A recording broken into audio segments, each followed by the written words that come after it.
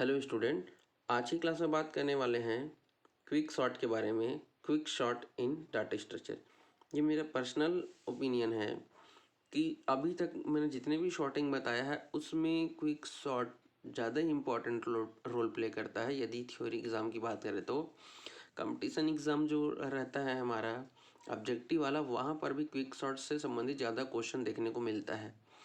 और अगर हम बात करें इजी है कि टफ़ है, पहले जितने भी हमने इंसर्शन सिलेक्शन बबल पढ़ा है तो ये थोड़ा सा उनके कंपैरिजन में थोड़ा सा लेंदी है। तो वीडियो को ध्यान से देखिएगा। बिल्कुल लेंदी इसका मतलब ये नहीं कि आपको समझ में नहीं आएगा, समझ में आएगा, बट वीडियो को कंटिन्यूटी देखिएगा, एक बार में पूरा लेक्चर को ख़त्म करिएगा ताकि चीज़ें आपको समझ में आए। इससे पहले जितने भी मैंने वीडियो बनाया हुआ है सॉर्टिंग क्या है, टाइप्स ऑफ सॉर्टिंग का, उन सबको मैं यहाँ आई बटन के क्लिक पे लिंक दे रहा हूँ, आप जाइए और वहाँ से जाकर उसको देख लीजिएगा। क्लास स्टार्ट करने से पहले चैनल को सब्सक्राइब नहीं किया तो सब्सक्राइब करके बेल आइकन को जरूर प्रेस कर लीजिएगा। चलिए देखते हैं क्विक सॉर्ट। तो नाम से क्लियर है बेटे, क्विक मतलब बहुत फास्ट टेक्निक से ये क्या करता है, शॉर्टिंग करता है। और शॉर्टिंग करने के लिए ये जो टेक्निक यूज़ करता है, जो एल्गोरिदम फॉलो करता है, उसको हम लोग क्या कहते हैं, डिवाइड एंड कॉन्कर एल्गोरिदम। मैंने यहाँ पर क्विक शॉर्ट भी मर्ज की तरह लिखा है, हालांकि मैंने भी मर्ज शॉर्ट आपको नहीं बताया है, बट आपको याद रखना कि मर्ज शॉर्ट भी डिवाइड एंड कॉन्कर एल्गोरिदम पर आधारित है। वो भी सेम टेक्निक का ही प्रयोग करता है, बस उसमें कुछ चीज़ें अलग है।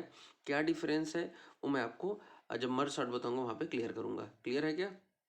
करना क्या रहता है, तो अरे में आपके पास बहुत सारे एलिमेंट रहेंगे, ठीक है।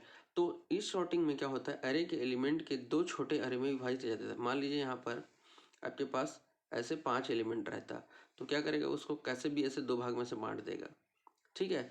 तो इससे क्या होता है, आपका शॉर्टिंग जो है थोड़ा सा आसान हो जाता है चीज़ों को शॉर्ट करने में, एलिमेंट को शॉर्ट करने में। इस शॉर्टिंग में सबसे पहले हम क्या करेंगे, लिस्ट में से किसी भी एलिमेंट को सिलेक्ट किया जाता है, उसे हम पाइवट कहते हैं। किसी को भी आप क्या कर सकते हैं, पाइवट बना सकते हैं। बट सब इसमें भी क्या होता है, जब आप पाइवट का सिलेक्शन करते हैं तो डिपेंड करता है कि आपको कितना समय ज़्यादा लगने वाला है। जब मैं कॉम्प्लेक्सिटी बताऊंगा आपको, वहाँ पे क्लियर करूंगा कि सब हम पहले एलिमेंट को भी पाइवट बनाते हैं, मिड एलिमेंट को भी पाइवट बनाते हैं और लास्ट एलिमेंट को भी पाइवट बनाते हैं।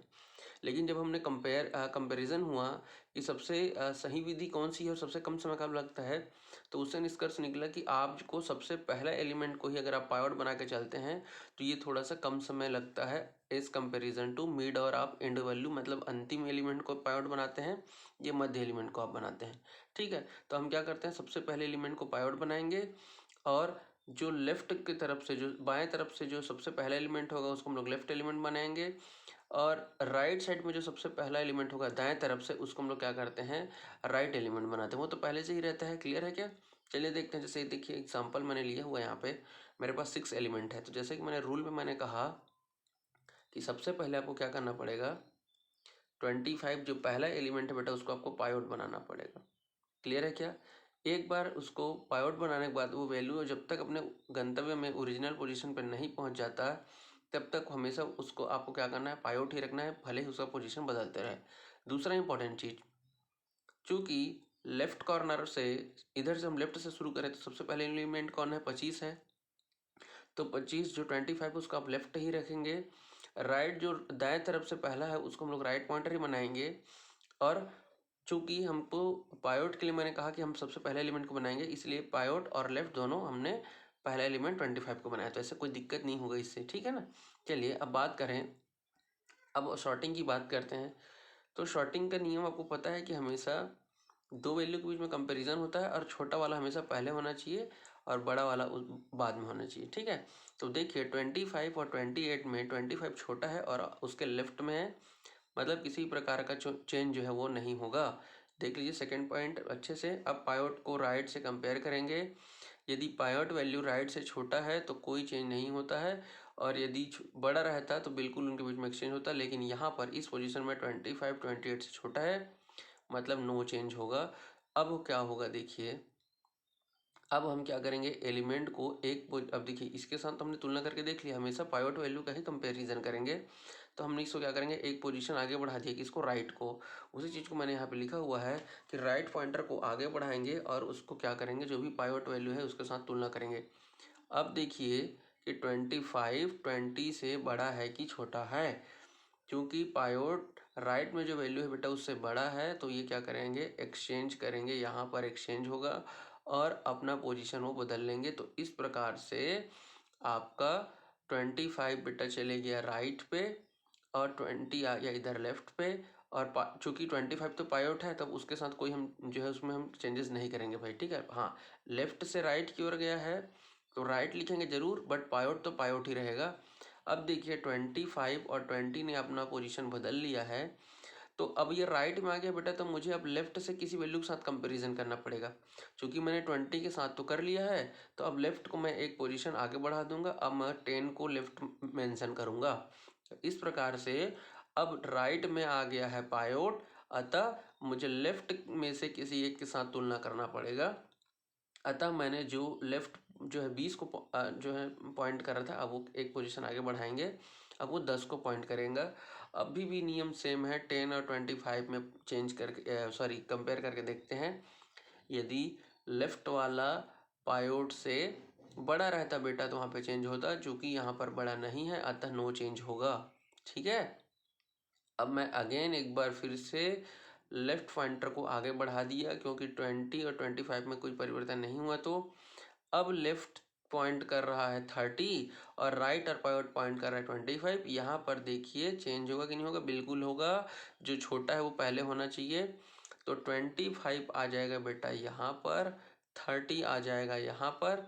चूँकि ये पायोट है तो पायोट तो लिखाएगा ही लिखाएगा।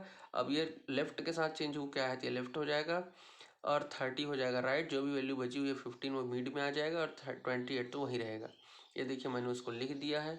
अब देखिए ये आपस में एक्सचेंज कर लिया ना। अब बाबू देखो आप आ गए हो लेफ्ट में, तब आपको तो राइट वाले के साथ तुलना करना पड़ेगा। अभी 30 के साथ हो गया तो ये एक पोजीशन इधर लेफ्ट की ओर बढ़ेगा। अब 15 और 25 के बीच में कंपैरिजन होगा, तो देखिए पायोट वैल्यू राइट वैल्यू से बड़ी है बेटा, मतलब यहाँ पर भी क्या होगा, एक्सचेंज होगा। तो इस प्रकार से 15 आ जाएगा यहाँ, 25 आ जाएगा यहाँ। अब देखिए इधर है बेटा आपका 30, इधर है 20, और आप जब चेंज किए हैं तो आप किसके साथ चेंज किए, राइट से, तो आपका तो राइट आ गया है।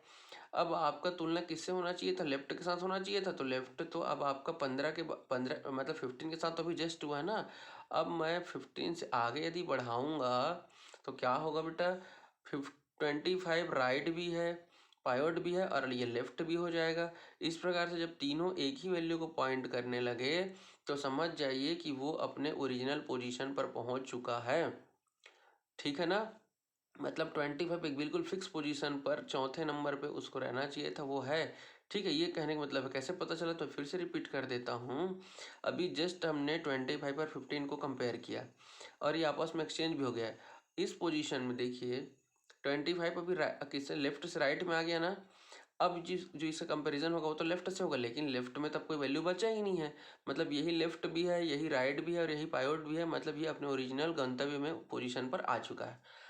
यही चीज़ मैंने यहाँ पे हिंदी में लिखा हुआ है कि पायोट अपने सही पोजीशन पर आ चुका है। पायोट के लेफ्ट में सारी जितनी भी वैल्यू हैं देख पा रहे हैं आप, उससे छोटी है, और राइट में जितनी भी वैल्यू है वो उससे बड़ी है, मतलब ये अपने ओरिजिनल पोजीशन पर आ चुका है। अब जैसा कई क्विक सॉर्ट का नियम है कि क्या करता है, क्विक सॉर्ट अरे को विभाजित करता है। तो यहाँ पर देखिए अरे के 3 भाग हो गए। एक पायोट जो अपने ओरिजिनल पोजीशन पे पहुंच गया है बीच में, उससे पहला वाला भाग एक छोटा और उसके बाद वाला भाग दूसरा जो उससे बड़ा है। अरे को 3 भाग में बांट दिए, पहला उससे छोटा, बीच में वो खुद रहेगा और अंतिम में उससे बड़ी वैल्यू। दिख रहा है क्या आपको, ये एक अरे बन गया बेटा, ये एक अरे बन गया। अब जो क्विक सॉर्ट का जो फार्मूला है, जो एल्गोरिदम है, वो इस पर लागू होगा और इस पर भी लागू होगा। क्लियर है क्या। तो पहले छोटे के लिए देखते हैं। तो फिर से वही बात है भाई, इन तीनों में पायोट कौन होगा, पहले वाला वैल्यू, लेफ्ट भी यही है, राइट तो ये है, इन दोनों के बीच में स्वैपिंग होगा, बिल्कुल होगा भाई। 15 छोटा है, मतलब यहाँ जाएगा बेटा, ये यहाँ चले जाएगा। अब क्या होगा, हम यहाँ पर चूंकि एक्सचेंज हो गया है, अब हमारा ये राइट में चले गया है, तो लेफ्ट वाला वैल्यू एक पोजीशन इधर बढ़ेगा। अब 10 और 20 के बीच में कंपैरिजन होगा। यहाँ पर 10 और 20 के बीच में कंपैरिजन हो सकता है क्या, होगा तो भाई बिल्कुल है कि नो चेंज होगा, क्यों, क्योंकि पहले से ही छोटा है।